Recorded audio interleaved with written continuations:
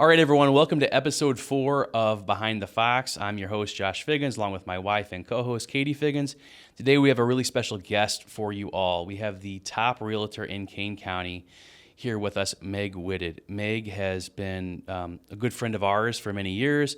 She's been our realtor, and she's sort of the driving force behind what started this podcast. We can explain that a bit later. But Meg, thanks for coming on. Thank you. I appreciate it. Yeah, so we got a nice rainy day. This is episode 4 of the podcast. So you're well-oiled. You know what you're doing. We're getting there. And, I think our listeners, we call them our people because they're viewers, listeners. It's hard to, understand exactly what they are. They could be listening. They could be viewing.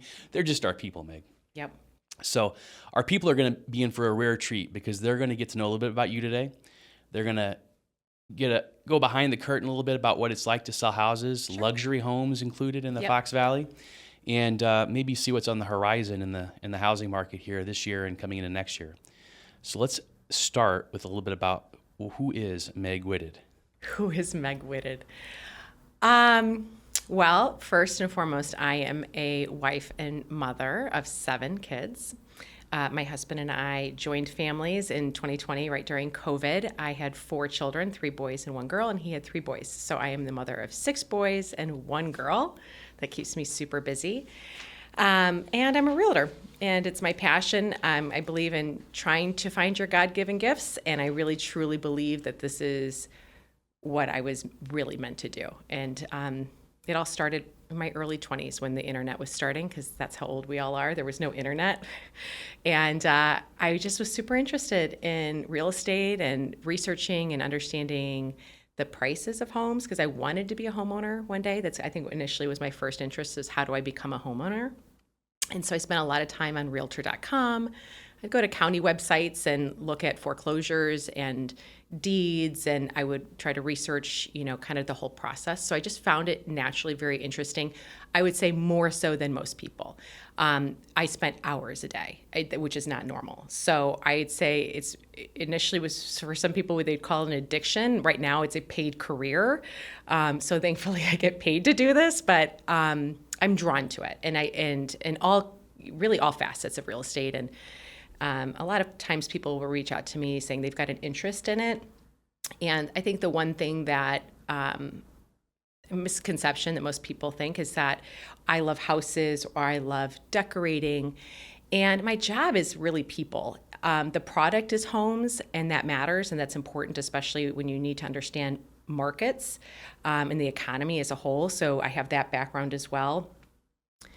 But my job is really people, and it's sales. So when I ask somebody if they like sales and they say no, real estate's probably not for you.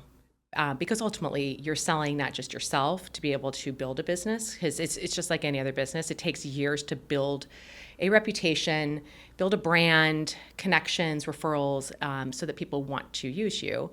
But ultimately you have to really be good with people, I think, is what my job is. So having been born and raised really in the Tri-Cities, I think of you as pretty much an expert of our area. I try to be. Yeah, I mean, I'm from the Chicago suburbs just in general. Like, most of my family originated in Naperville.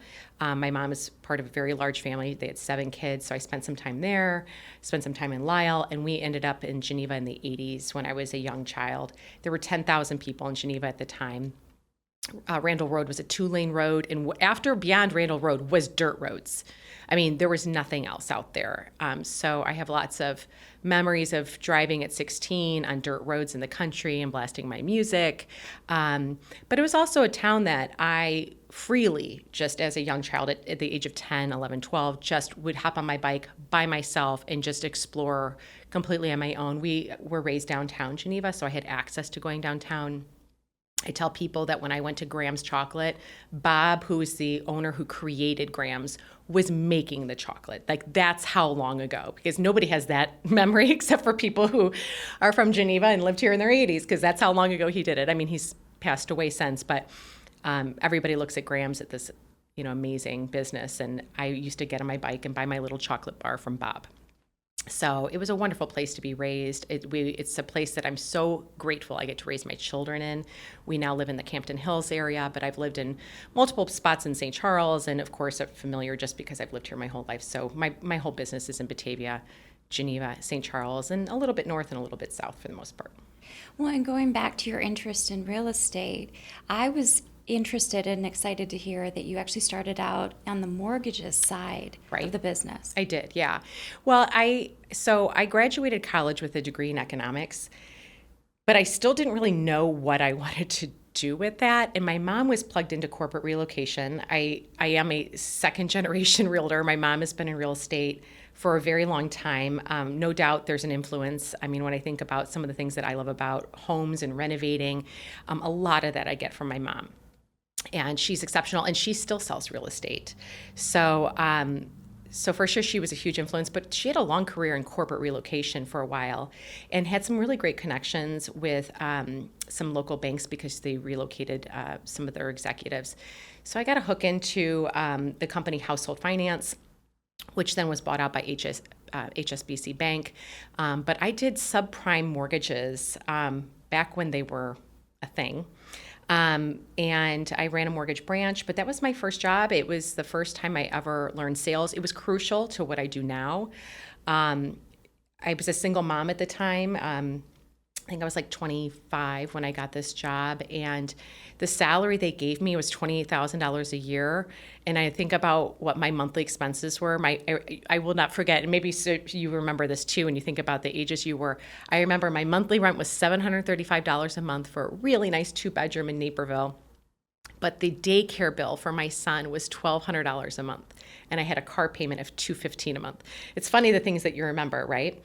And that $28,000 was not going to cover all of that, especially the daycare. And so I had to hustle. I didn't want to go live at home with my mom. I wanted to support myself. Again, back to I wanted to own a house. I wanted to be able to provide for my son. So I remember the first 6 months of that job, I just listened to all the other mortgage people in the office, how they were talking to people. How did they sell these loans? How were they helping people? Because that's important to me. And I learned a lot. And I honestly, I don't know how I'm also very competitive. So I was their top salesperson within 1 year of working there in the whole Chicago area. And I think there were probably 300 loan officers in the area. And I also wanted some stability. So I really quickly grabbed onto their management program and just went through that program super quickly and was up for promotion within 15 months of having the job since when I started in sales. So that was the fastest that they'd promoted a manager. And I think coupled with my high volume of sales and those successes, it opened a lot of doors for me. I was able to work at any branch I wanted to, and that was a great opportunity for me. I'd always wanted to know what it was like to live outside of Chicago. And one of the regional managers said, "Where do you want to go?" And he said, "We've got some spots." And he named a couple different places. And I was like, "Phoenix sounds nice." So we went to Phoenix. They paid for my move. That's how I came up with my down payment for my first townhome. So I was able to buy my first house at 27, ran a mortgage branch in Phoenix for a couple of years. And then very soon after that, the mortgage crisis happened. And we were the first to feel it, was the subprime lenders. You know, my job, it just came so easily. And I had a month where I closed no loans. And I was like, what is happening? And I mean, we felt it immediately. And within 2 months, I had put my home on the market and closed and sold and got out. And I'm not kidding you, within 4 months, all of these companies were just dropping and closing doors. It was so fast. And it's interesting because from the public standpoint, they remember it a little differently just because you weren't in the industry. I hear a lot of times people say, oh, the mortgage crisis of like 2008 and 2009. I'm like, no. It was like 2006, 2007. Like it started early for anybody who was in subprime. It hit us immediately. And then, of course, it continued for years. Now, when you say subprime, some of our people might not quite know that term or understand what it means. What does subprime mean? So back then, you know, it was pretty much anybody with a FICO score under 620. Sometimes it could have been, you could have fallen into that if your income if your income ratios were a little off as well too, but it was primarily credit driven. People that had bankruptcies in their past had, maybe 60 days, late on certain accounts, and they just were not where they needed to be credit wise. And then also some of it just even had to do with how much you wanted to get out on the house as far as your loan. So, we were lending up to 100% on the homes. And, it's interesting. We helped a lot of people, but, obviously in perspective, when you look back, you realize why it wasn't going to work long term, and you're selling a payment. It's kind of like when you go to a car dealership. It's like, well, what payment do you want? And we all know now, and we're wiser about credit and payments. And, you can probably sell any payment to anybody, but, ultimately, how much are you paying for that in the interest? So, so that's, unfortunately, I was part of that. But it brought me into a world of finance, connecting with people. I had to cold call. Call people that have never heard of me before, pick up the phone. That's the only way, actually, I got business. It was not person to person. It was very transactional. And that's one thing about real estate that I love. I could never go back into a sales job that is transactional again. It's just, every month you close out your sales and it's like, do it again. And it just burns you out. And ultimately, for me, there's no joy in that. I want to help people. I want to feel connected to people. And so for me, that job, was a means to providing for my son, but it really wasn't. I wasn't kind of really living in, I think, the space that was where I need to be. And I'll say, for having been on the side of the seller with you, lucky enough to have you sell our home, and then searching for our next home, Right. You give the best advice to potential home buyers and sellers to set them up for success. But then to really, truly find the right home that fits people's needs. Right. And to sometimes think beyond what they're telling you they think they need. Yep. And we give you all the credit in the world for our successful sale of our home in Geneva, buying our home in Batavia, Yeah.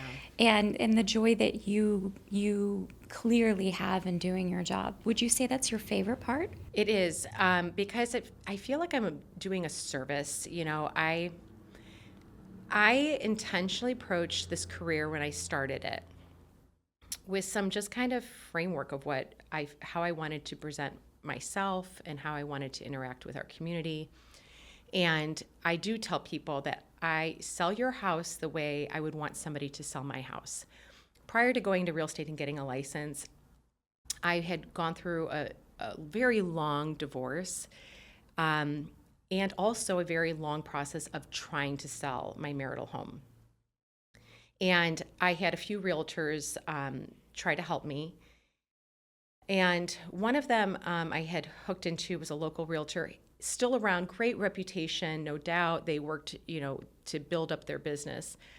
But as a seller, I just didn't see what the value was. I wasn't getting feedback on pricing that was right for the market. There really was virtually no marketing of my home. No open houses, no broker open houses, no social media marketing. And I found it really frustrating. And, we all know commissions in real estate are high. It's expensive to sell a house. And I want people to see the value in what I'm bringing. And I don't ever want someone to have an experience that I had, where you just felt like you weren't getting the service you needed.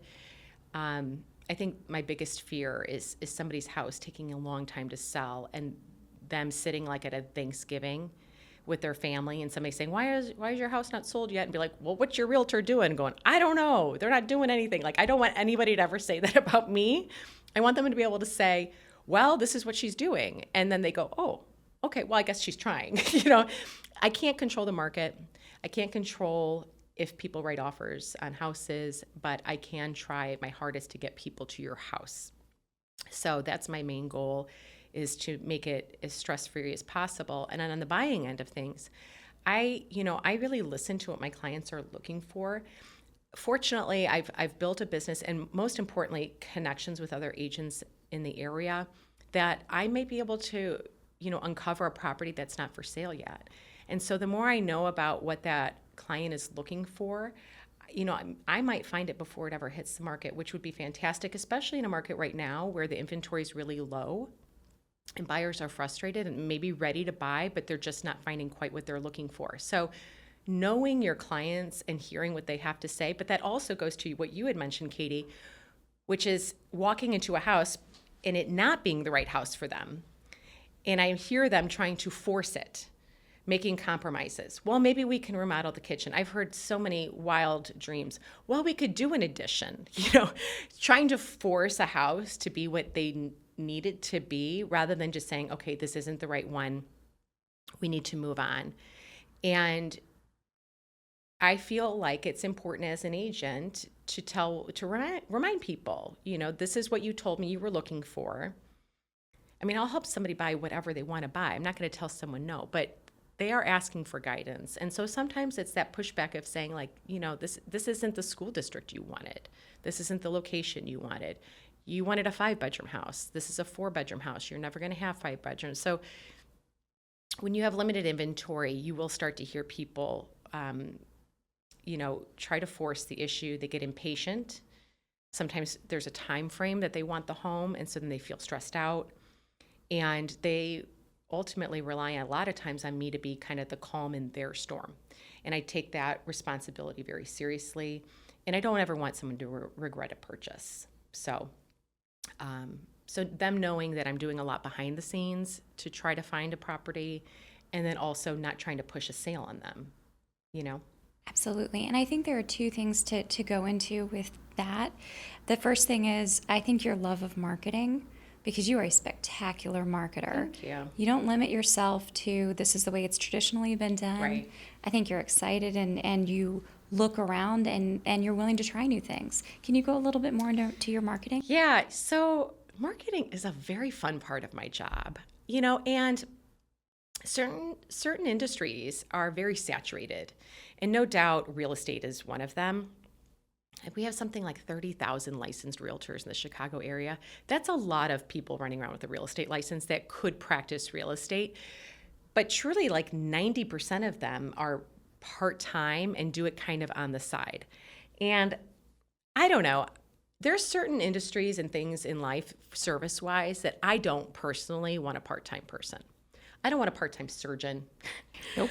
I don't want a part-time attorney. Nope. And I don't want a part-time wealth manager who's managing all my assets, and I don't want a part-time realtor. Like, I just don't. And I feel like there's no need for it. I mean, I appreciate my profession. I respect all the people that work in it, but when given the choice, which we have so many, I'm going to choose somebody who's doing this full-time. They're committed to it full-time, but they also have a business where they're actively producing, because as a buyer and a seller, you need information, and if your agent isn't selling enough real estate, you may not be pricing your house high enough. You may not, as a buyer, might be overpaying. So having somebody who's really active, well, the thing is, there's so many agents that are kind of sort of doing it, that there's marketing kind of everywhere. So to differentiate yourself amongst all of these people, you have to get a little creative.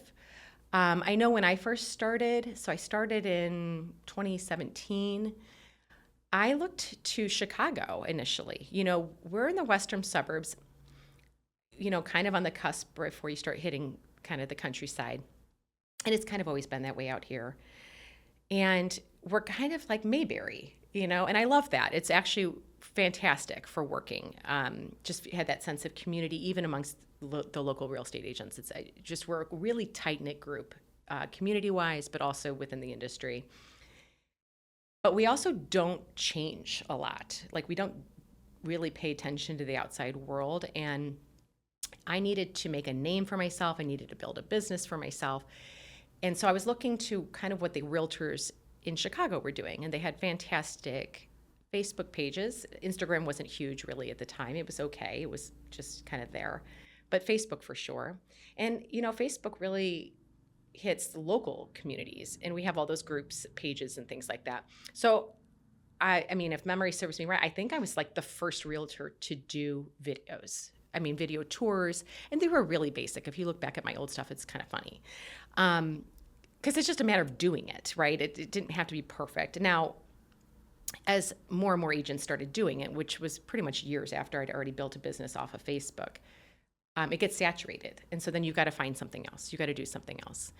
And so, you get better videos. In this case, I got more, professionally, produced videos, which then of course help me get nicer listings, better listings, higher price listings. And then you get into Instagram. But then also just aside from videos, like how else do you get out there? And so I love being connected to the community. I did quite a few sponsorships, and my husband and I both, he has his business as well. We both do quite a few sponsorships at the local schools. So we've got banners up at the high schools, or we'll sponsor an event for the community. I think that's important. I think it's important to be connected and support different causes. So we've done things like that. Also, just for fun, we did probably my favorite marketing campaign that we did was around the Taylor Swift concert, because it was just all over the news, like the craziness of just trying to get tickets. And it was such a debacle of like through Ticketmaster, like what happened. I mean, I was one of the moms sitting on Ticketmaster trying to get tickets for my kid, and you just watched all these tickets like gone. And it was so frustrating. And what it was like within 2 minutes, the whole thing was sold out. And all the brokers got the tickets with the bots. So we purchased some pretty expensive tickets and held a, what is the word? Like almost like an auction, but it wasn't. It wasn't. Drawing. It was a drawing. Yeah, It was a drawing. Yeah. So, yeah, I mean, like thousands of people locally. I remember that. It was amazing. I remember that, and I forgot about it for a second. Yeah. But you had the local TV news We talking did. about you. You had radio stations We talking about you. did. It was all over social media. It was a Right. great marketing tool, and you did something nice for a family as well. 100%. So I think, I always start my marketing is always, and I think that this is where this is why my business has grown naturally. I think this is why I have a strong referral business, is I first think about how to serve other people. My first mindset isn't how do I get something for me? And I think that when you're service oriented, or you think about what you can do for others, it just goes so much farther. And that was one thing my husband and I, when we first met each other, he has a local dental practice and I have my real estate business. One of the first things we talked about was, if you just do right by people, your business can just flourish. So number one in my business is how can I serve my client, or how can I serve my community? And then it just becomes kind of easy from there. And again, it also brings you a lot of joy and happiness. So so marketing wise, there's been some really fun things, and we did a lot of fun things around that Taylor Swift theme. We had some funny videos, just stuff like that. It was a really good time. Helped boost my social media, because people had to kind of join, and a lot of people stayed on and just kind of, I guess, stuck around to watch the houses that come on the market. Right before COVID, there was one thing particularly you did with social media, which was like this series where you were trying to connect with your Facebook friends. Right. Talk about that. Totally unintentional. Yes. And actually, again, that goes back to just wanting to be connected to the community. I had not totally thought that whole through. That was actually not even a marketing campaign, you guys. That was just me being me. And, so I'm like this 40-year-old realtor who had not worked in 8 years. I was a stay-at-home mom. And I needed to get into a job. I was going through a divorce, and so I had 4 kids as a single mom. And it was like the death of me to have to go get a job and have somebody tell me what to do. I was like, I just can't. I think I might die if that has to happen. So Not the job parts, telling you what to do. telling me what to do. My Yeah. husband will tell you that as well. Mine would as well. Again, Yes. I wanted to correct. I just want to make sure our people understood that, because Meg is one of the hardest working people I've ever met. Thank you. The job part's not the problem. I It's love just to work. don't want. I am telling a hard people, worker. Yes. Yeah, totally. Yeah. Just don't want to be told what The to hard do. work is the easy part. Yes, but don't tell me what to do. So it was kind of like I had to make real estate work, and I wasn't sure if I was going to make the, I respected that it's a career, and it is a business. So I knew me loving it for as long as I did, for 20 years on the internet, multiple hours a day, truly, pretty regularly as a stay-at-home mom. I didn't know that doesn't mean that's going to translate into being a successful business person. So I was like, I have to make this work. One, because I love it, but I can't go work somewhere and have somebody dictate to me how my life is going to be for the next 20 years. So I was very motivated to try to make this work. So in doing that, I had a Facebook page. I just knew I needed to know more people. So even though I grew up here and I know people from my childhood and different phases of life, you still need to know more people. And so I started friending just a lot of other people in the community. I think mostly business owners. It wasn't necessarily top of mind that is like I wasn't like targeting business owners. A lot of people were friending me and I was friending them.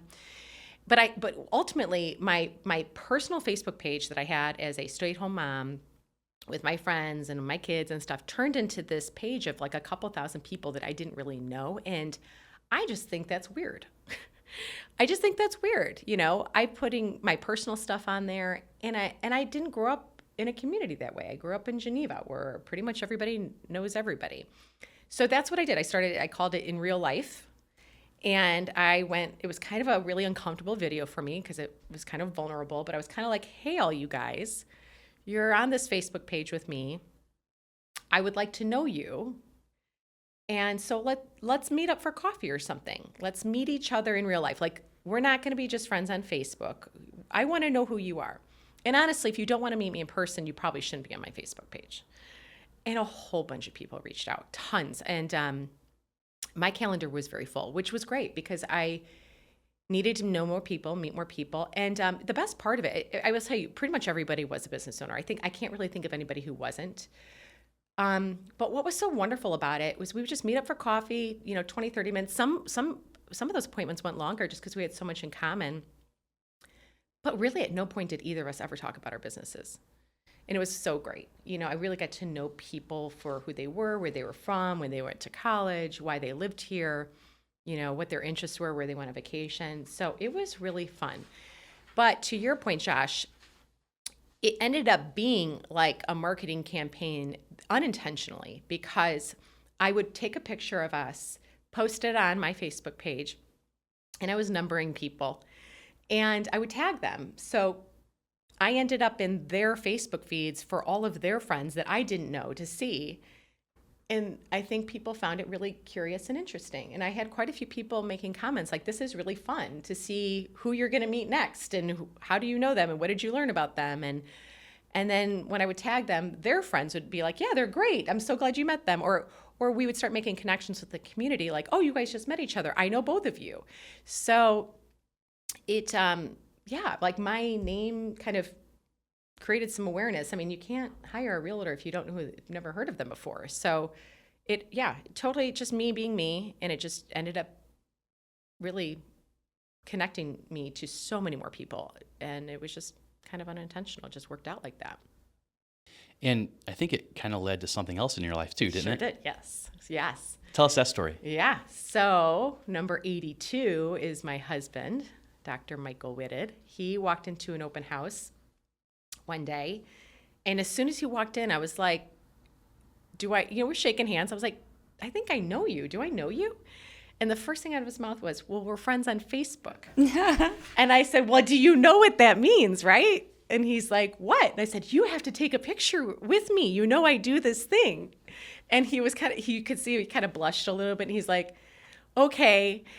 And so, in the first 2 minutes of meeting him, we've got a picture of the two of us, which is pretty special. And so we kind of get to know each other a little bit. It took several weeks, but eventually we started to get to kind of know each other. But we were friends on Facebook. Again, he's just a business owner, and he happened to walk into an open house. And so he's number 82. Worked out great. It worked out for everyone, I think. It sure did. For sure. So then COVID hits. Yeah. Oh, yeah. Yeah. And I was an essential worker. Thankfully. Yeah. Yes, for us especially. Oh, yeah, you too. Same. Yeah, that was a really interesting time. And, for our market, it was, anybody who had a real estate license could sell. Everybody was selling houses. So it was a great time for real estate, great time for anybody with a real estate license. We had such an influx of people from Chicago. Just all of them flooding to the suburbs. So very busy time for sure. And it's changed a lot since then. I mean, we've definitely have a very different market today, nationally for sure. And then definitely different market, locally as well. And we're seeing a lot of realtors getting out of the industry. It's, low inventory. We don't have lots and lots of transactions. There were so many in 2020. And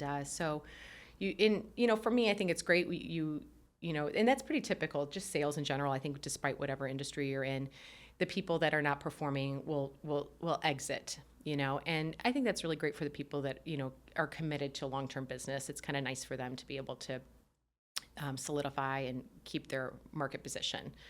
So we're seeing a little bit of that, a little exit of licensed realtors just because they would call it a slowdown, essentially. So definitely want to get into the real estate market, particularly in the Fox Valley here shortly, but I want to finish on a few points on you first, right? Okay. So now you'll sell anything, you'll help someone buy anything, but you've really kind of made that move from just like the everyday realtor to the luxury realtor, particularly in Kane County. Yeah. Talk to us how that happened and your motivations and what you like about that. So, luxury is a very niche market. And, I'm going to tell you, not everyone really understands some of the nuances. I think ultimately, to be successful in luxury real estate, you need to firmly understand the buyers. What are buyers looking for at certain price points? What are their expectations? It's difficult to sell luxury real estate if you don't really understand that. And luxury in our market, is it's interesting. We've got some really, exceptional properties, but some of them were built in the 80s and the 90s, and they are due for updates. We have brand new properties and subdivisions that are, move-in ready. And depending on, and I'll use the word product, right? Like depending on what the product is you're selling, you need to know what people are really willing to pay for those types of homes. And you have to understand the financials behind it. I've personally renovated some luxury properties of our own residences. So in extensive renovations. So understanding the cost of windows, understanding the cost of a roof, landscaping, pools, sport courts, all the little extras and things that people may or may not want to put into their homes or have to replace, kitchens, cabinetry, floors. The more you understand about what the cost is to bring it up to new-ish, the better you can serve a seller and help them market their home appropriately. Generally speaking, most realtors don't own or live in luxury properties. Doesn't mean that they can't sell them. But I will say that the more you understand what the buyer expectation is and the financials behind what it's going to take for them to love that property, the more you can position it properly. Pricing is everything right now. Our market is really strong out this way. We have amazing schools, very vibrant downtown, charming. We've got the river, the bike paths. So, we've got kind of tiers when it comes to the Chicago suburbs, and we get looped in a little bit with, we get a demographic of people that are like, well, we're thinking about the North Shore, we're thinking about Winnetka. I'll hear too, we get a lot of times, well, we're thinking about Naperville or Barrington. So we can sometimes get looped in there a little bit, but a lot of times people are trying to get into those communities, but they end up here because they're getting way more for their money. A lot of times our inventory is just better, better floor plans, newer homes. So there's a lot of draw, but you have to know what people are willing to spend. And I go into a lot of listings where the seller has a perceived value, and maybe they're biased, because they know and love their home. But my job is to give them a realistic idea of what the outcome can be. I take every appointment I have for a listing very seriously. I don't go into a house to tell people what they want to hear. I respect that they're asking for my opinion. They may not like it, but I'm going to go give an honest opinion. And so there's a lot of times I don't get hired for the job, and I'm okay with that. I have to be the one that sleeps on, at night, knowing that I gave them, I think, valuable information. So, I've even just recently, we're seeing definitely a slowdown in our luxury market right now. They're going to be the first to feel any slowdown just because there's fewer buyers. But when you always have to watch that luxury market. If you're in a pocket of like 600 to 800,000, which I can't even believe I'm saying this because that used to be a luxury market for St. Charles. And just now it's just our mid-market. It's so crazy to me. We've just had huge appreciation, which is great. I mean, it's really long overdue for Chicago. I mean, the rest of the country had it, so it's kind of nice that we finally got it. But we have an affordability issue. Chicago's historically been an affordable place to live and raise a family, and buyers are just not feeling that. And I mean, it's even a concern. I work in real estate, but it's a concern for me for my own children. I talk with a lot of my clients about, if you're planning to stay here, do you want your kids to move back here? And how are they going to afford to live in communities near you? And can they? So there's a lot going on right now, but you watch that luxury market first because it will have a trickle-down effect eventually. What you said is very interesting about the home values increasing. Mm-hmm. And, maybe you can expand upon this too, because you have like entry-level homes, you have mid-level homes, you have luxury homes, right? Mm-hmm. When you look back, when you first started looking at real estate, like you said, even before you got your license, in our area, what was an entry-level home? Like 240. Now what is it? Like 400. It's a huge jump. Huge. And only, in very recent time. Oh, within like 5 years. Yeah, huge. And like, incomes are not keeping up with that. And so like in St. Charles, Geneva, Batavia, what do you get in an entry-level home? Usually 3 bedrooms and 2 bathrooms, 2-car garage usually. It won't have lots of updates and bells and whistles, Yeah, I mean, it's going to be probably fairly dated and, maybe well-maintained, but just not updated. What's the size look like? Probably like 1,800 to 2,000 square feet. There's, depending on location, also. And, so if you're closer to city center, like downtown Geneva, you're going to pay a premium. If you can get a little further out. But even St. Charles has, St. Charles and Batavia both. I love, they've got great mixed inventory. Especially St. Charles. St. Charles I love because you can have a 3,000 square foot house next to a 1,200 square foot, cottage. But because they're so close to the downtown areas, we're getting a lot of retirees that want to be connected to the community. They want to be able to walk, and they want to be able to go and visit restaurants and be able to walk home or just get on bike paths and things like that. And they're well funded. So, it drives that price up when you've got cash buyers that are downsizing and pushing out first-time home buyers. I very rarely see a first-time home buyer in our marketplace. It's, and the ones that I have been seeing in the last, I'd say, year and a half are getting homes one of 2 ways. I've seen where the parents are buying it in cash for them, and then they're going to go refinance and basically pay the parents back just to be able to get the property. Because at those price points, you're multiple offers, you've got multiple buyers coming in. To your point, it's the entry level, so that's where the most of our activity is going to be. And there are homes in the 300s, in Batavia for sure, and in St. Charles, but if you collectively look at kind of entry points, I mean, 350 to 400 is probably where you're at. And then the other way that I'm seeing is large gift money for down payments, again, from parents. So, on a rare occasion, you have somebody who just can afford it because they've saved, or maybe they're an older first-time home buyer, which is what we've seen. I mean, our first-time home buyer average ages have gone from basically 26, 27 to now 40. Wow. Right. Do you think so you said the price increase on the entry level side, is that just a combination, or is that isolated, or is it a combination of values increasing, retirees wanting to move back into city centers and taking these homes?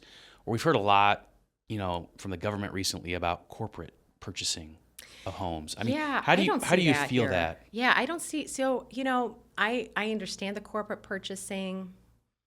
I personally haven't seen that in our area. I mean, I get emails about it. I mean, I do for certain listings. Once they've been on for at least 30 days, I will get these kind of random emails like, we'll purchase the house. They've never been in the house, and it's just this kind of lowball number. So I see how that operates, and maybe how that works in other communities. I personally have not really seen it here locally, probably just because our inventory is low and we have high demand. So there's no reason to sell to a corporation, especially because corporations aren't looking to overpay.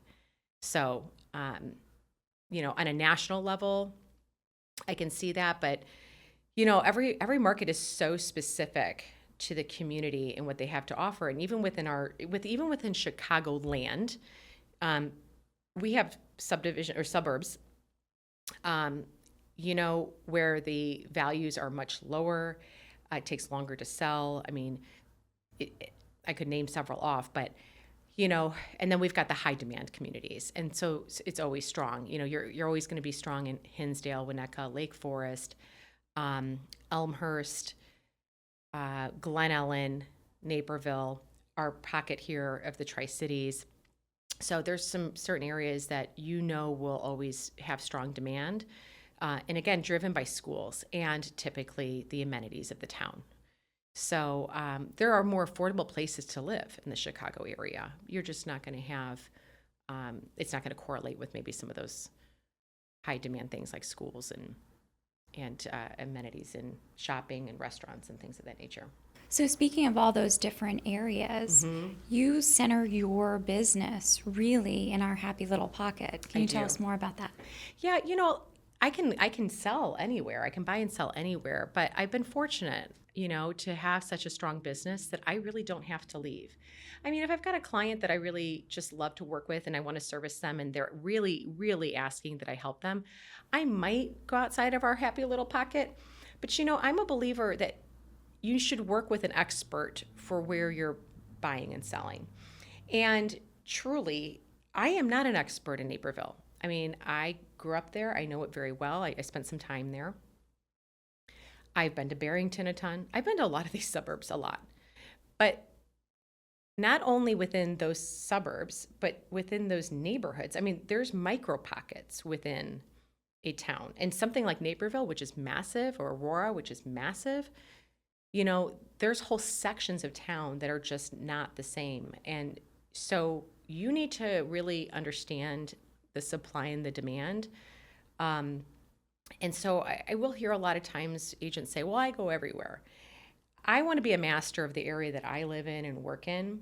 And there's enough realtors in the area that you could refer out and say, listen, this is the person you need for Barrington. This is the person you need, for Lake in the Hills or whatever. So I stick to where I am because I want to be of service. And I don't think I'm of service if I'm if I'm going to an area that I really don't know. I mean, I'm just not looking to collect a commission. You know what I mean? Like, I'm looking to help people. And so I think, everybody's in the industry for different reasons.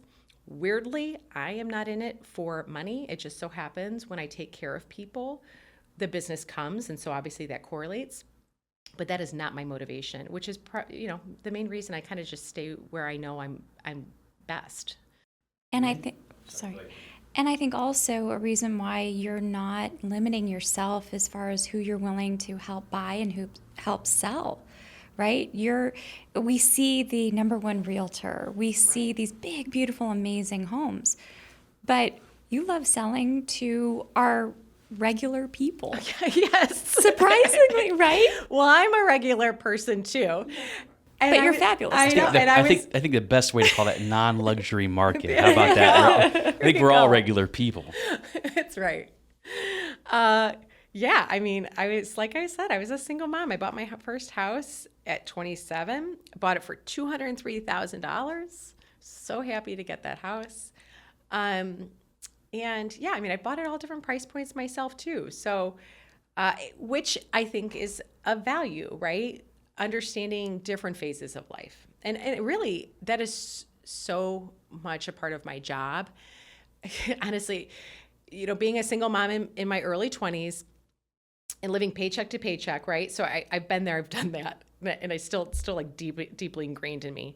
But but now I'm an adult. I have a successful business. So I also know what it's like to not live paycheck to paycheck, to be able to do some really wonderful things, great vacations. I have a beautiful home, so I can relate to that too. So I have to relate to all different types of people and different phases of life. And, I think a lot of people think about home buying, selling, and it's just, I think we're all kind of, our first go-to is that's exciting and that's fun, but it's not for everybody. I do a lot of divorces. I've got an estate sale coming up from a death. So there's a lot of reasons why people move, and some of them are, not so exciting, and you need to be able to walk with them. And I've walked in a lot of different shoes myself. So I've been a regular person like everyone else. And I do happen to dabble a lot in luxury real estate. So it does allow me to really serve that community really well. But I think every realtor's bread and butter is that mid-market regardless of specialties. Well, and Meg is maybe modest. She doesn't just dabble in luxury real estate. She sold, I think you've been part of the highest sale in Kane County's history. Yeah, it was. You sold multiple $1 million homes. You do a great job in this area, and you're kind of the go-to expert for people these days. Yeah, it just kind of happened, I guess. And it's nice, I get a lot of intel. I pretty regularly, almost daily, get a phone call from somebody locally. Do you have anything coming in the market? Because they have a buyer. So I have become a go-to phone call for sure for our local professionals looking for inventory. And there's a small group of us. There's like maybe 9 of us that really specialize in luxury real estate, and we're well connected to each other, and we really help each other try to serve our clients with finding homes that are not on the market. That one that you were mentioning, the largest sale was at $4.85 million in Geneva, was an off-market property.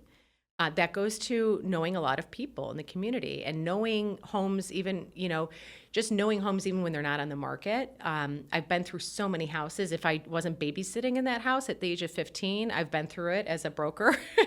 So having gone through so many properties, I really am able to kind of target certain homes because I really sit down with my clients and get a feel for what they're looking for. And that's how that happened. I just knew about this really cool property that wasn't on, and I happened to know somebody who knew the seller. They connected us, and it all worked out, which was fantastic. And there's been some other really notable, cool sales as well. I mean, I have a neighbor of mine actually had been on the market for about a year at, I believe, $2.5 million. He started a little high. He was on with another agent in the area, and he pulled it off. He called me and said, "Hey, can you help me?" And in fact, he didn't even know that he was my neighbor. Like literally lived across the street.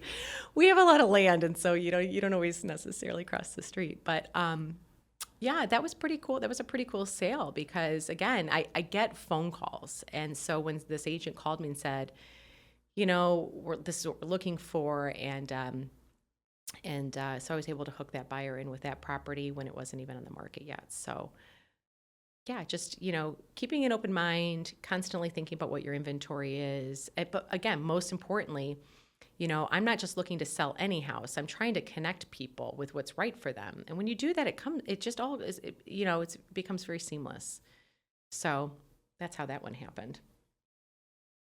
So when you're looking at a house and you're trying to figure out, okay, I want to help these people sell this house. Mm-hmm. One of your greatest skills, I think, is figuring out what needs to be done to change the house. Yes. The one skill that I'd like to work on is just the most perfect way of telling people. Because I do have this very honest thread, and it's not always the softest. It doesn't always land the softest, and I do try to work on that a little bit. I want people to make as much money as they can. I don't want them to be stressed out, and so a lot of that goes to staging, really. Not necessarily like renovations. Certainly during COVID, I mean, you did very minimal. I mean, there was a house that in any other market needed all new carpet. It just did. And the house sold sight unseen. They just, whatever is going on, they sent an offer in before we even had showings. They hadn't even been in the house. And we said, well, why don't you go in the house before you accept this? And they did, and they were fine with it. So we didn't have to replace the carpet, but we're not in that market anymore. Buyers, they're paying the highest prices that they've ever had, coupled with higher interest rates. Keep in mind, I sold subprime loans at like 9% interest rates. So, hovering around 7 is not so bad, but it's expensive to buy a home right now. And no one wants to lay out extra cash for new carpet, new flooring, new painting. And so number one is making sure you don't have deferred maintenance, for sure. Deferred maintenance is it's a killer on the sale. It tells people that they should be worried about all things, even the things they can't see. It makes them hypercritical about your property. So when I do go into homes, that is the first thing I look for. How do we resolve, if there's a big ticket item, like how do we resolve some of this? And then beyond that, you get into cosmetics. If you can do some things that are not going to cost a lot of money, painting, flooring, and light fixtures, by far the least expensive things you could do to refresh a property without getting into renovation. I mean, I have great resources, contractors, and so that's if necessary, right? But a lot of the homes in the area are in pretty good shape for the most part. I would say the vast majority just need great staging, because regardless of what we all think about our homes, nobody wants to see our stuff. They don't want to see our knickknacks. They don't want to see our personal pictures. And also, depending on the style of your home, we want to appeal to as many people as possible. So if you have like a very, very traditional style, how do we maybe tone it down a little bit, make it a little more transitional, so that maybe we get somebody who, maybe is more into contemporary or modern. I mean, how do we blend it a little or soften it, tone it down a little bit, so we can potentially show another buyer that it doesn't have to be in this style specifically. So broadening the market and making it appeal to as many buyers as possible is a big part of my job. And every agent has different skill sets. It's just like any other job out there. I mean, some people are really creative. Some people are super analytical. I think I'm a little bit of both, which is helpful in what I do. I'm analytical in the sense that, to be able to know the market trending. Are we trending up? Are we trending down? Are we flat? So when we price the home, we're trying to hit it right, but creative enough that I can envision, how should this house present itself, especially for photos, because your house is going to sell first on the internet. If the photos aren't great, we're not going to get people in the home. And so how do we present it that way first? And then once they get to the home, does it still have that feeling, and does it represent itself well in the photos? So not every agent has that skill set, and that's something that, if I'm hiring a realtor, I'm going to think about. I don't want someone just negotiating a transaction or just taking some pictures and putting on the internet. I want some real feedback in how to get as many people interested in the property as possible. That's how you end up with multiple offers or just one good solid offer. So I know Katie and I, in our law practice, we take a lot of pride in not just performing well, but also educating our clients about the process. And it's critical, especially early on when you have a new client, to educate them about all the different types of things they're going to be experiencing. And when they kind of experience those things, they're ready for them, and it builds confidence in you as the professional. Right. You've talked a lot about talking to your clients about pricing. Right. Talking to your clients, educating them about, and I think it goes hand in hand, both what buyers expect and what they need to do to make their house appealing, because it's kind of the same thing, right? You have to know what the expectation is at that price point. Yeah. What are the other things, like the top 2 or 3, or maybe even the most important thing that you have to sit down with a seller about before you put the house on the market and educate them about the process? I would say, I mean, it really goes back to, what are people expecting? Let's talk about what price you think the house should sell for. Does it align with what I think makes sense? And not that I am an expert in what I do, but it doesn't mean that I have the crystal ball of what your house is going to sell for. But I have reliable experience and information. And are we coming together on that? And sometimes we don't, and ultimately the seller chooses the price of their house. I mean, it is their sale. But I'm not going to hold back on what I really think it should sell for. And I have plenty of sellers that want to reach for the stars and try it out and see what happens. I don't think that's the best way to market and sell a home for a variety of reasons. But if that's what they want to do and they need to scratch that itch to see, can I get this price that I'm hoping for? It's their prerogative to do so. But having an honest conversation about what their home offers and what people are expecting, I think is the most important conversation. And what is it that I'm going to be selling? Because I'll tell you, some of the homes I go into are, you would think, rapid transformations. And really, we did nothing other than remove some personal belongings or furniture and just bring in some other more neutral product or newer, fresher staging. Most realtors don't offer that service. There are professional stagers for sure. I don't use a professional staging company. I myself have a warehouse full of staging items, and I will employ extra people if necessary, and I have movers, but I do most of it myself, and that is part of my service. It is part of my commission. It is for sure a big reason why a lot of my clients choose to work with me, because if they worked with another realtor, that wouldn't even be on the table as a service.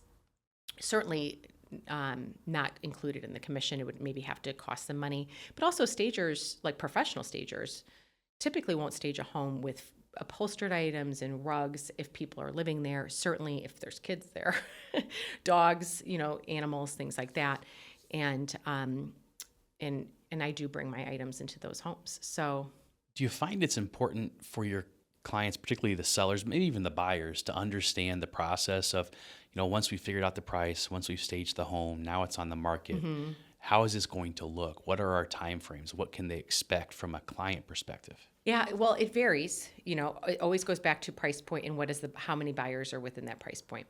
So right now we've got, I'd say right now we've got a break at about $1 million, where anyone over $1 million is taking, not anyone, a fair number of sellers are going to be taking over 30 days. Now, back it up into our beginning of our spring market, which is February, March.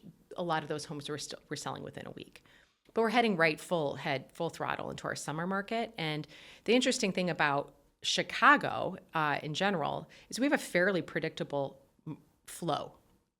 And a lot of sellers are really surprised to know that the summer market is usually very, very slow. If you've not sold from our spring market, which, everybody uses the Super Bowl as the gauge. So Super Bowl happens, get your house on the market. It's February, it's winter. It's what we call the spring market, even though there's snow outside. Get on as soon as possible. I like my clients to be on very beginning of March at the latest, because then they're setting the price for their neighborhood. You're not letting a neighbor come on the market too low, which then affects how you want to price your house. Be the leader, coming on for the spring market. Spring is like a reset of prices from last year. So I like it when my clients are on first. We typically have really great sales. But as you continue to move on and you start to get to mid-May,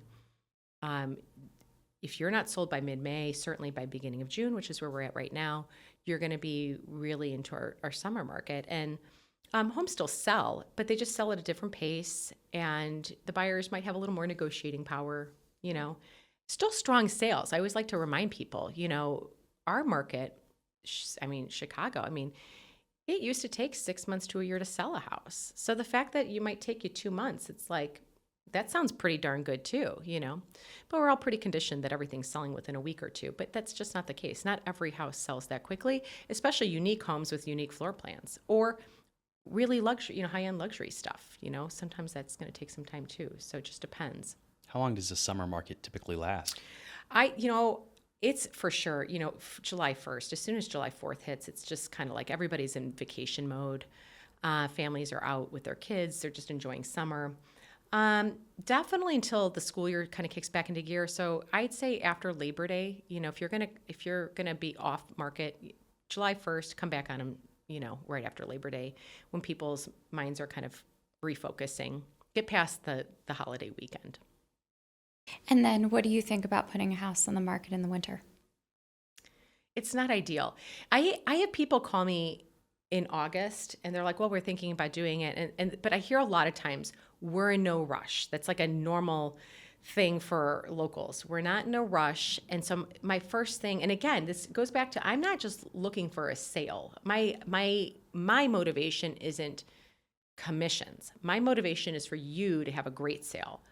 So that comes from advice, right? So my advice is that you wait until the spring if you can. Now, if you can't, that's fine. We will work it out. We will work so hard to get your house sold for a good price in our fall market, which is the next best market in our area, Labor Day, until about November 5th, November 10th, something like that. And then if you have the ability, pull it off the market for the holidays. And then if you need to relist it, put it again on after the Super Bowl. Ideally, that's kind of the flow if you're still, for sale. But if you're truly in no rush, you always want to sell in the spring, always. You mentioned our little, bubble, St. Charles, Geneva, Batavia, the Fox Valley. Very strong market, very strong desire for people to move into it. And you mentioned that one of the reasons are the schools and the parks and everything else. But with the schools and the parks and everything else comes property taxes. Oh, yeah, sure. How do you see property taxes impacting the sales you're involved with, both on the luxury side, but also like in the mid-market and the starter homes? Well, I mean, it's just a necessary evil. It's just part of the process, and ultimately just comes down to affordability. What are those payments going to be? And you have to keep in mind, when you look at the tax bill on a property, and let's say you're in Batavia, and let's say the house is listed for $550, but if the tax bill correlates with a fair market value of $300, and that you can see why disparities like that. I mean, it happens.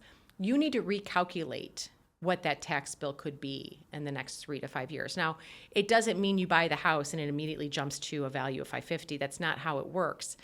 But you can anticipate at some point that the assessor, the tax man, is going to catch up to you at some point. I mean, they do pull from the area on general sales, but you can't assume, that your property that was 6,000 taxes isn't going to jump to 10,000. You need to at least prepare. And I think most people do. And I think that's also, again, why we have an affordability issue, and, depending on what news sources you're watching. I mean, I get calls. I had a call recently from a luxury seller who was very worried about the war, and, whatever his news source is, he was really eager to get his house on the market because he's concerned about something next year. And then I have other people that watch totally different news sources. And so they're living, in, I guess, a world where everything is just fine and we're just going to continue getting 10%. And, so there's different motivations and anxieties that play into some of these sales. But no matter what your feeling is about the economy and where we're headed, for sure, everybody feels the affordability issue. And that goes back with your property taxes are part of it. But I'd say, by far the biggest issue is just the values have jumped so fast. And we can't keep up with that. And the rents too. So I always go back to these young kids graduating. I think a lot of us, when we graduated or in our early 20s, even if you didn't go to college, a lot of us, when we were out on our own, had roommates. For sure, you have to do that still, which is no big deal. That hasn't really changed. But how many roommates, I think, has changed. And then also the ability to save, one of the biggest factors in all of it too is just car payments. The average car payment, they say, was something like $700 a month. So you have these really high car payments, high rent, food costs. I mean, I feel that. I mean, I've got 7 kids, so I feel food grocery prices for sure. And of course, we know gas. So then you couple that in, and then you throw in these houses that have just been increasing 15% year after year. And sometimes in the sales that I have, truly, I mean, I'll do a market analysis and, 4 months later when they're actually going on the market, because maybe it took them that much time to kind of get their house ready. Within 4 months, we increased it by 10% and it sold within 4 months, so it's been rapid here. And you got to keep pace, To your point, I mean, prices are going up everywhere, not just in the housing market, but, right. Gas. That's right. Food, cars, all that kind of stuff. I drive an older Yukon. It's like a 2018. The newer model is almost double what I paid for Crazy it in expensive. 2018. Yes. Double. And it's like 7 years ago. Yeah. Well, we're trying to get cars for teenage kids, and I'm like, where's the $6,000 car that's reliable? Nope, doesn't exist. Doesn't exist. Doesn't exist at all. I mean, you're No. going to get a $6,000 car is probably falling apart It with is. 250,000 miles on it and is 30 years old. It's you're getting it from every direction. I remember when I was younger, I spent a lot of time with my grandfather who loved to buy and sell these 1980s large luxury cars. You know, they looked like boats, Yes. the Oldsmobiles, the Buicks, the whatever, right? And he would take me, he would buy them, tinker with them, sell them, whatever. And he would tell me, Josh, the way you price a car is you look at how many miles it has till 100,000 miles. So if it has 60,000 miles, that means it's worth $4,000. I mean, think about that. That was 25 years ago, Right. 30 years ago.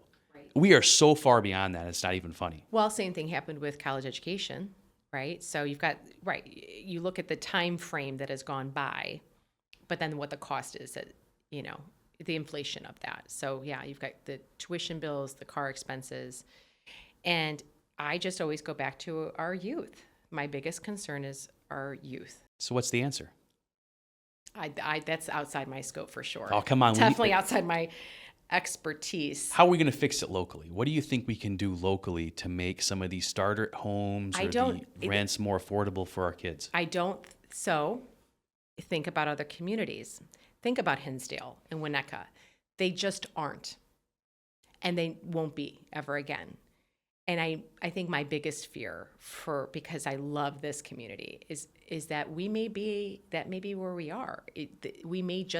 That may just be where we are. High demand and, you know, getting in and breaking into this community is just going to cost more.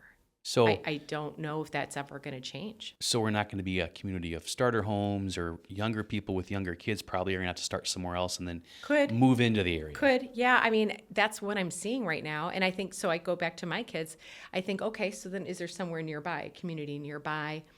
I love Sycamore. Just love it. It reminds me a lot of Geneva growing up when I was younger. I don't know if that'll be kind of the next migration pattern for young people. Otherwise, it's going to be other communities like North Aurora, West Aurora, Elgin, you know, certain pockets of those areas, West Chicago, maybe area, you know, within our area nearby, Montgomery, Oswego. But yeah, you have to get a little bit further out. I mean, but that's how. I mean, you're talking 20 years of migration out to Geneva. It took a long time, and a lot of buildup of, again, amenities, you know, offerings that bring people here, but now they're here, and now boom, it just drives it all up. Well, and the rise of prices has really escalated since COVID. Like you said, COVID makes this huge jump, but they've not gone back down. When something goes up, it generally doesn't come back down, at least not very far, right? I remember when you were selling our house in Geneva by the high school in 2020, I was looking at some of the houses around us, and there are some smaller, you know, 1,200 to 1,700 square foot homes that previously were barely $200,000. And now those homes are selling for almost what you sold our 3,000 square foot home for. That's right. In 2020. It's crazy. It does feel crazy. Yeah. And I mean, I deal in this every day. So I mean, even as an agent who does this, we are also constantly like, holy cow.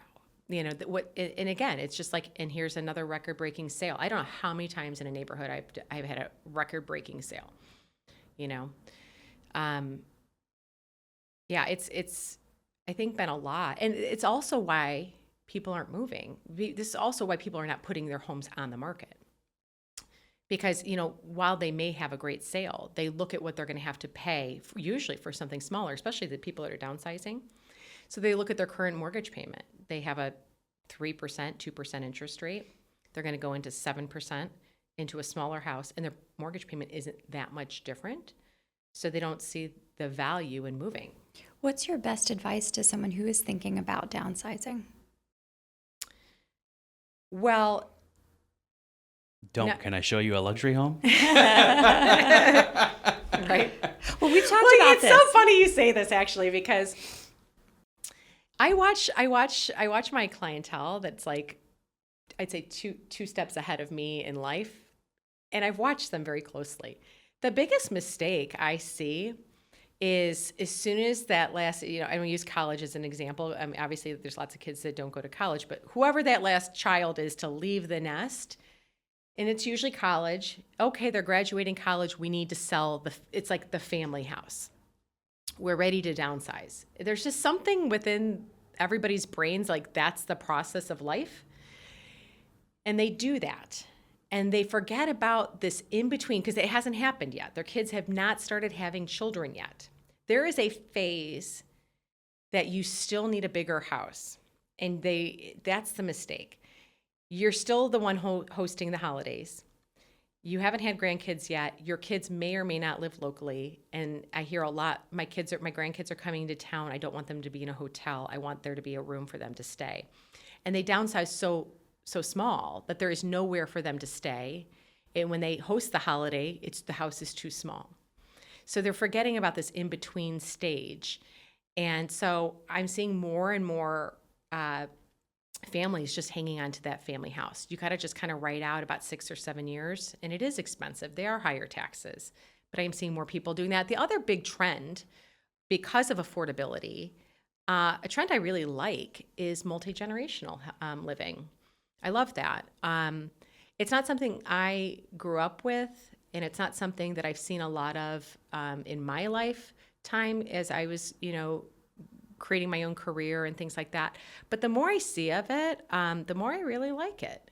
And it can work. Oh, for sure. And I think, a lot of times there's this stigma. It's like, oh, your 28-year-old is living at home. You know what? If you look at the cost of rent and cars and, the amount of money that's needed for a down payment, maybe we should all have our 28-year-olds living at home. I mean, Josh. Well, we do it a little differently in our house. So about 10 or 12 years ago, I invited my mother-in-law, Katie's mom, to live with us. And she's lived with us now since 2015 or 2016, I think. Yep, very. And it's worked out well. And Katie's brother's living with us for a short period of time as he kind of transitions into his next phase. But, I grew up in a small town. I grew up 2 or 3 blocks from my grandparents. I grew up 2 or 3 blocks from aunts and uncles. I saw my cousins every day. Our kids didn't have that. We moved into this area. I mean, Katie grew up in Naperville, but we moved into this area, and none of our family lived here. So faced with the prospect 10 years ago of losing my mother-in-law to Nevada or Michigan or wherever the case might be, and my kids not having a grandma locally, it was really an easy decision, and it worked out very, very well for us. It did lead us to need your services because then another kid comes, and, you've got what feels like 10 people in a 4-bedroom house, but be that as it may, it's worked out well for us. But I do think now we've seen a lot of our friends who have decided to have grandparents move in as they retire, as they need to save money. Maybe they haven't got their retirement accounts quite as robust as they need to. But once you take out that cost of them really having to pay for a home, and then, really, there's no difference between making a dinner for 5 and making a dinner for 6. Not really, right? So I think it is an interesting option. When steering it back just to the Tri-Cities, though, where in the Tri-Cities can people find value when they're buying? In any of the markets, is there a pocket, an area, a downtown, a subdivision that comes to mind that you think has the best value? So the closer you are to town, the more stable your values will be, in my opinion. The closer you are price-wise to, I'd say, our mid-market, when you start getting into really high-end luxury homes, you're always going to be more vulnerable to sways, and so potential to lose money, right? Because it's just not as strong of a market. Fewer, just less demand. So staying in that area where there's high demand, if you're in a price point, I would say under $550, as close to one of the towns as possible. And I love homes that need a little bit of work, really well maintained but dated. That is my opinion. Something you can fix up a little bit over time, and you will be adding value. We have pretty low tolerance, the American culture, just generally speaking, for homes that have not been updated. And so you can get great pricing on a house that needs new kitchen, especially new bathrooms, doesn't have a finished basement. But if it's got a new roof and the HVAC and the plumbing and everything is in good shape, siding is in good shape, that's where I would be focusing. And can you find that type of home in sure. St. Charles, Geneva, and Batavia? Yes, absolutely. Yeah, for sure. Yeah, and you'll get more affordability in Batavia, and then next would be St. Charles, and then Geneva just historically has had stronger per average, price per square foot per average. We don't really price homes that way. However, it is just, Geneva has less land space, and they are just pretty much built up, so there's really nowhere else to go. Batavia and St. Charles have gotten to that place as well. There's not, you're not going to find like a great lot for building, and so we are starting to lose our land and potential for expansion, which is then where you start getting into remodeling or tear downs. Because there's nowhere else to build new. So we're starting to really max it out. And I think that's a part of the driver. A big part of the driver of our home prices as well is the cost of building is so high. So it supports a very strong resale. If you're building at $400 to $500 a square foot new, you're going to take a resale at $200 or $250 a square foot and figure it out. And maybe you do some remodeling over time. So speaking of new construction, remodeling, you've mentioned you've done some work on the homes you've lived in. Mm-hmm. I'm sure you've connected clients with people. Like locally, if someone's looking to do some remodeling on their home, who are some of the people you think they should talk to? Well, so there's great general contractors and builders. I mean, a lot of the local builders do remodeling. I think it depends on what level, right? If you're going to be in the luxury market, for sure, Morris McNally with Avondale, top tier. So is Todd Augustine with Augustine Homes and George Havlicek. I think those are some of the most well-respected in the area. And I feel confident in saying you're going to get a quality product and that they stand behind their work, but you're going to pay for it for sure. And then there's quite a few other companies in the area, that are more of maybe a mid-level. But if you have, it's interesting how much of it we really can do ourselves. And the reason I say this is because I've done a remodel with a general contractor, which thank God I did. There was just a lot of moving parts, and with working full time, it would have been difficult. Mike and I are on our second remodel, and in this remodel, I realized that there was quite a bit that I had learned from the first that I felt like I could manage on my own, and it's working out. It's at a slower pace. But we are, I think, in my opinion, we're saving a lot of money by not having somebody manage it, which is what the general contractor does. And so there's great resources. As long as you know good contractors, and that's really what you're looking for the general contractors, they have really good contractors. And I have great resources from that. And I think the nice thing is that I have used them for my own remodeling. So my clients, my past clients, my current, future clients, they all rely on me, I think, for good referrals. And having done so much extensive work, I feel confident referring those contractors, knowing the product that they're going to get, the service, and also general pricing. So when we go into homes, any price range that might need a kitchen or a bathroom, it's easy for me to say this is probably the price range. And I'll tell you this, most always people are lowballing what the cost is. They don't realize how expensive it's gotten to be able to do some remodeling, but still far more advantageous, I'm going to say, than building new.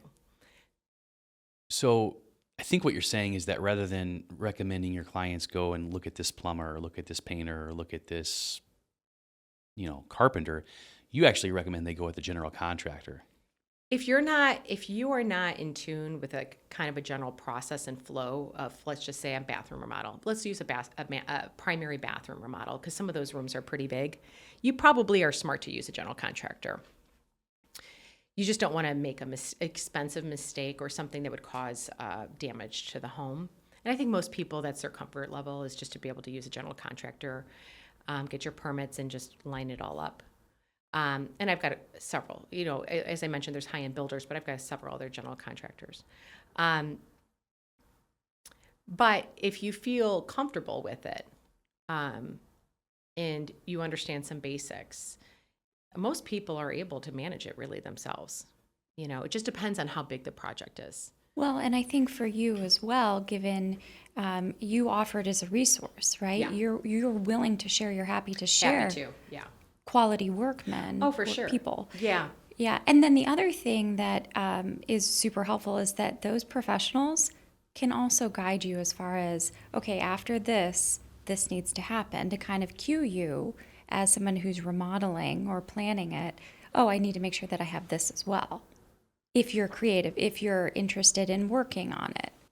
Say that again? So, as a person who is coming to you and saying, hey, Meg, I need to redo our primary bathroom. Right. And you might suggest it to somebody who's thinking about selling, or you might also suggest it to someone who's buying. This is what I would suggest you do. Yes. Yeah. No, I do have people kind of bounce ideas off of me, like, will this add value to my house? Will it not add value? And yeah, just kind of guiding them. And some of it just has to do with marketability. Most of it's no brainer. But so much of the cost, it for sure, is labor. So if you can control, we have really high labor costs in Chicago. When you look in areas, so many people will go onto Instagram and they'll see these huge, beautiful houses in Texas, especially. And you watch the Magnolia show. What is that? The chip. Well, it's not on Fixer anymore. Upper. Yeah, Fixer Joanna Upper. Gaines? Yeah. I mean, That was called Fixer Upper? yeah, I mean, when you go onto that show and they're like, look at what we just did for $100,000. I mean, everybody up in Chicago is going, what are you talking about? Katie's been watching this show with this couple in like Mississippi or Alabama. Hometown, it is my go-to. Right. It makes me happy. They can buy a house for 40, remodel the house for the 60, and the total cost is $100,000 for a 3-bedroom, 2-bath cottage, and it's beautiful. There's no way here. Well, they don't have downtown Geneva's Grams or Livia or the River That's true. or the Little Traveler or Figgins Law Group. Yeah, or Figgins Law Group. I mean, Mrs. Figgins, I guarantee you that you go see that house for $100,000 in nowhere, Mississippi, and you are not spending that $100,000. I know No. you're not. I am so happy here. I love Location. That's what they say. Well, Number one rule, right? Number one rule. So that goes back to what you were asking me about, like, you're like, oh, where the deals, or how do you do this? Stay city center because of location. That's location. Get the least expensive home that needs some updates, but it's well taken care of, as close to town as possible. What do you think, looking in your crystal ball, Yes. what do you think over the next 12 to 24 months, what's going to be the greatest challenge with real estate in the Tri-Cities?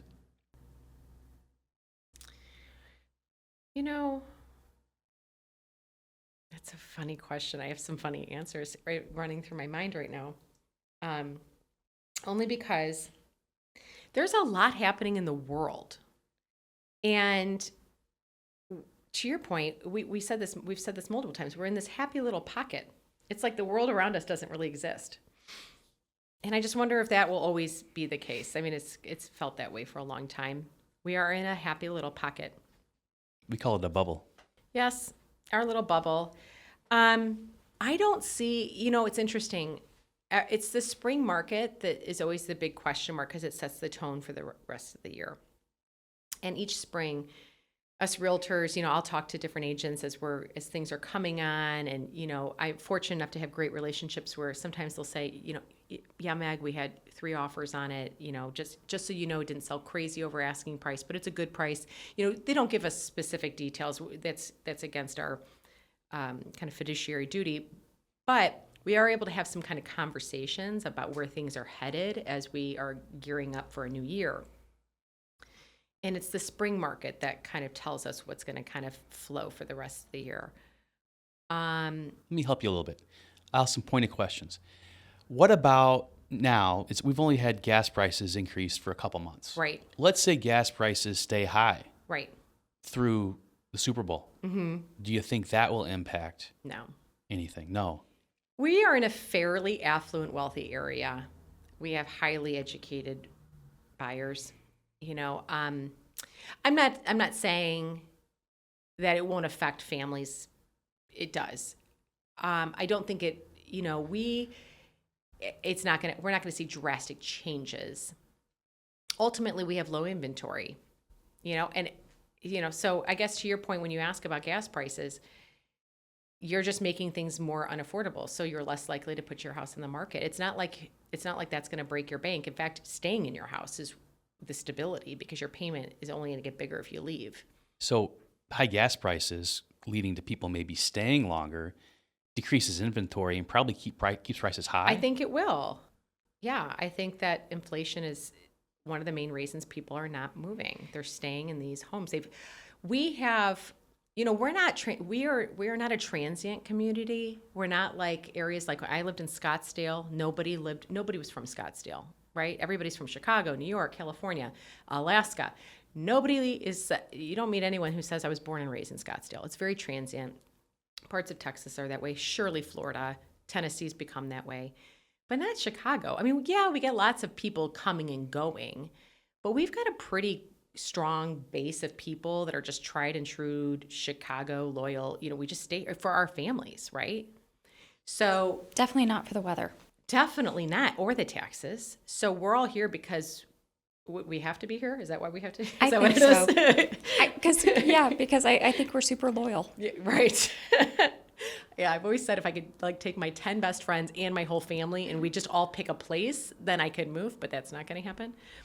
So, yeah, so I think that, that creates stability and also a lack of movement.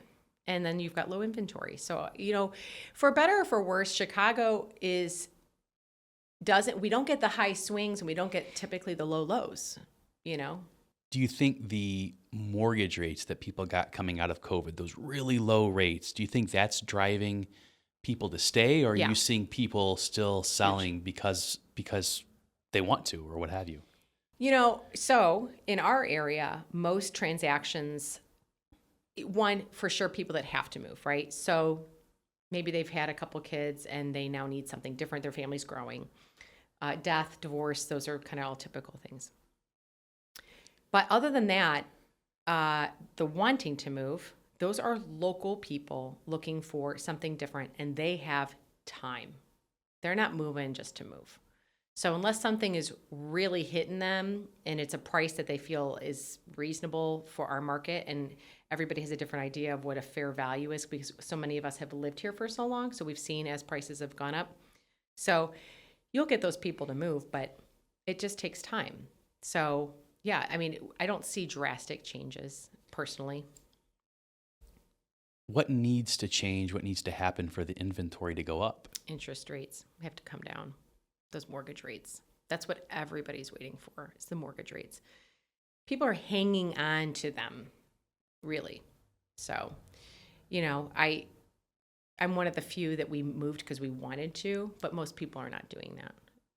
We had a need within our family that made sense for us to move, but when you look at what the payment was we had and the interest rate we had, I mean, would we like to go back to that? Yeah, we'd like to go back to that. But, most people, I say, make decisions that way. They're not going to let go of it. It's just, most homes serve their purpose. So unless there's some overwhelming reason, they're going to hang on to those rates.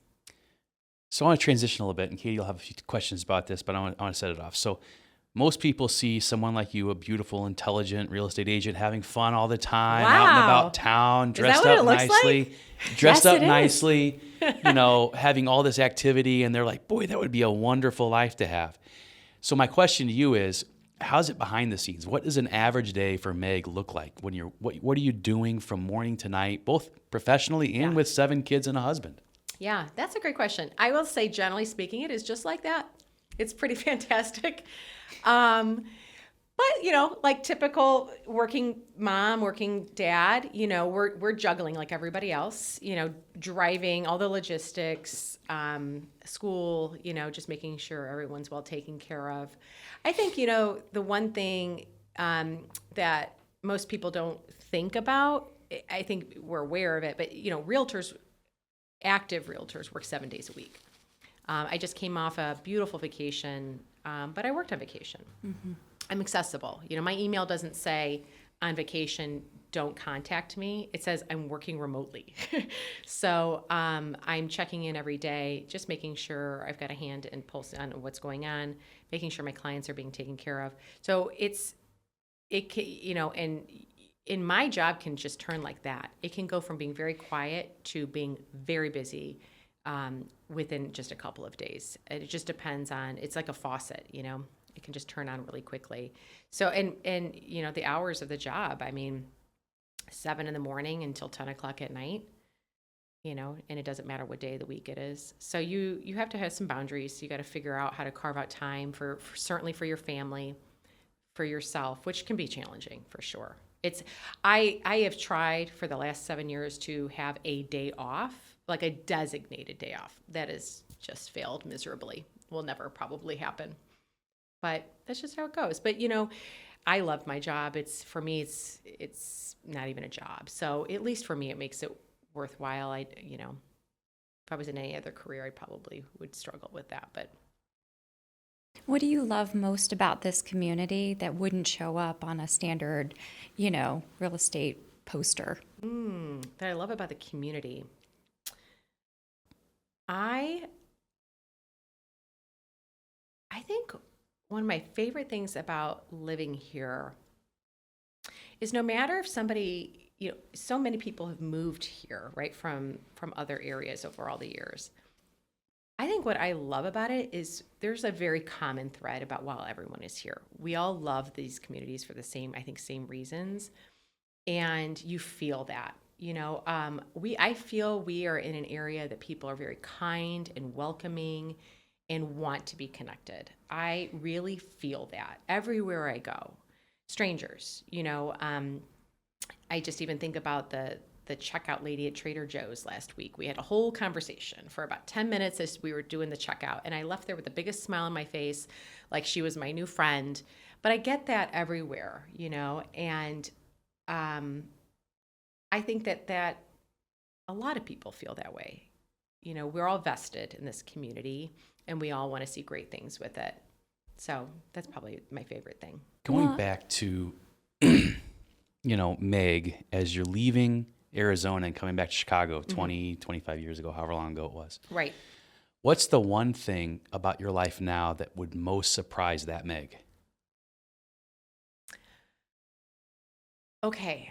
So I will tell you, I am still in total shock at how robust my real estate business is. I just wanted to be able to pay my bills.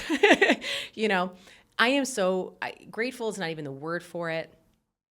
I had my best year ever last year. In a year where I will say that the majority of the real estate market was really slow, you know, just in the sense of that we didn't have high number of sales.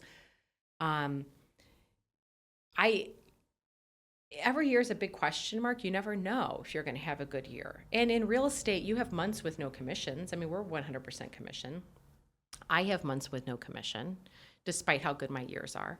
And that's just part of the flow of the business. I wish I could go back and tell that Meg, be like, listen, you love real estate and it's totally going to work out. Like, I wish I could just tell myself that because I didn't know I would ever end up in it. I just knew I loved it. That is the most shocking part of it for me, is that I'm not just paying my bills, but that it is become something that I can rely on. And, you know, I don't have to live paycheck to paycheck anymore. Most of my life I lived that way. And it's such a relief to not be in that spot. And I'm just truly grateful for that. Like, you know, that's not my number one concern in life. Cool. Katie, got some rapid fire questions?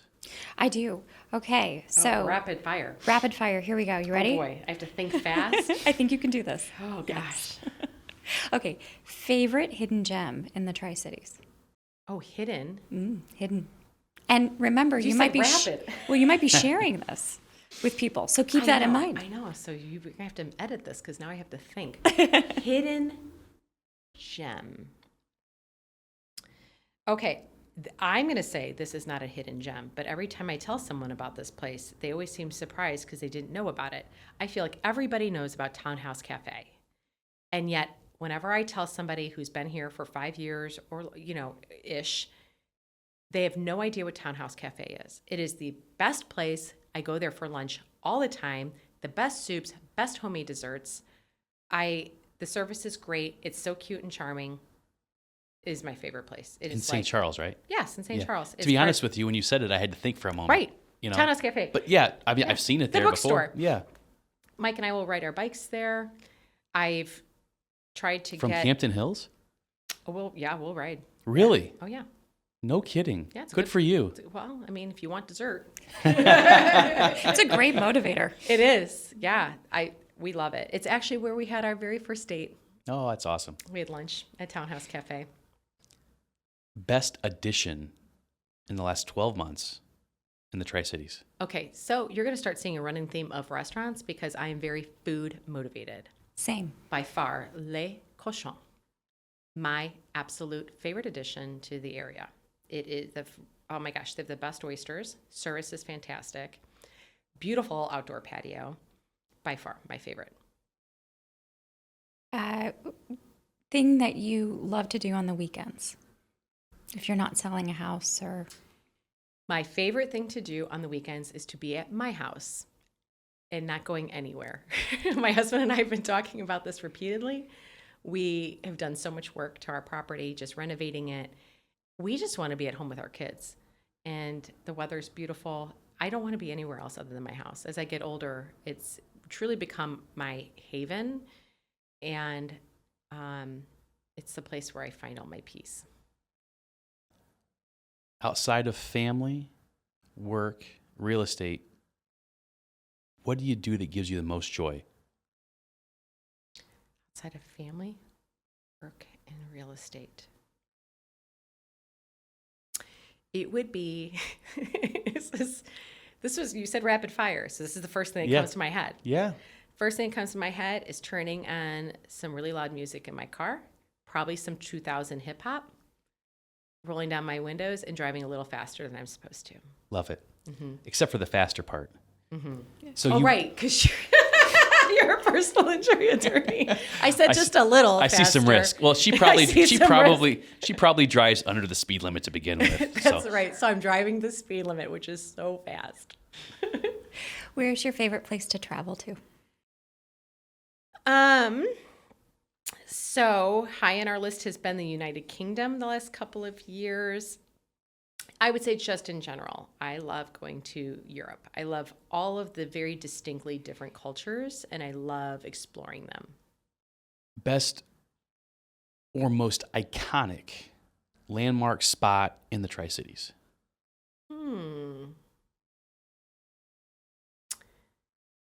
Most iconic. So when I think of the Tri-Cities.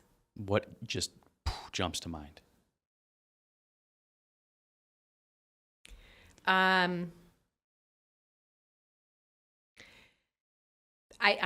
So the first thing I would say is probably the riverfront as it runs through all three towns. When I envision any one of the towns, I'm envisioning the river, the beautiful riverfront. Yeah. And do you think that's true for like the people that you're selling homes to coming into this area? I mean, are they geeked up about 3rd Street or First Street, the river, the parks? All of it. Okay. It's all of it. It's all of it together. It's fantastic. I mean, think of how very few towns that have rivers running through it. But just the restaurant scene and the boutique shopping, I mean, that's really unique.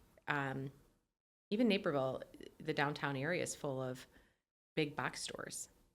You know, Geneva was very intentional when they started expanding. My stepdad was the building commissioner at the time when basically Randall Road was being developed.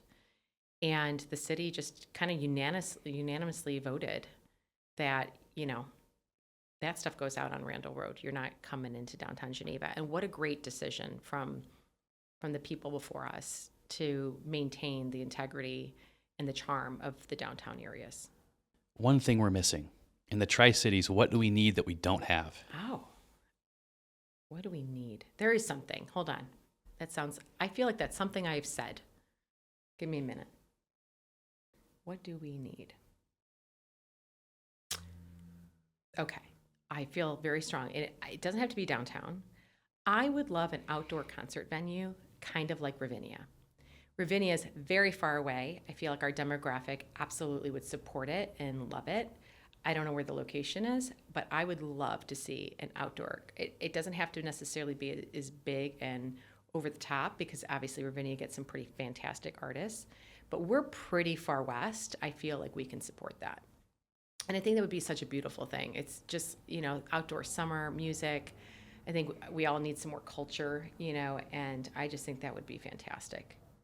Outdoor version of Ravinia out this way would be pretty cool. I think it's a great idea. I have lots of great ideas. I agree.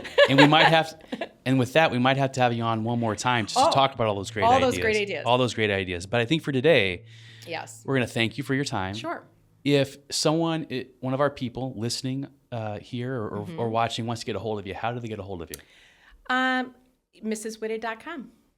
I have a form right on there, and my phone number's there as well. Actually, reaching out via phone is the best, but you can head over to my website. There's a form to reach out as well. Awesome. Meg, thank you for spending the morning with us. We really appreciate it. Thank you. To all of our people, our viewers, you can check us out on Spotify, on Apple Podcasts, or YouTube. Feel free to tell a friend, forward us. We would love to have some more viewers, some more people following us. And Katie, until next time, we have Jim DeChalla on episode 5 to talk about CASA and his work in the communities. Oh, fantastic. That's a great organization. It's going to be a great podcast as well, as this one was as well. So thank you so much, Meg. Thank you both. Appreciate it. Thank you, Meg. You were wonderful. Thanks.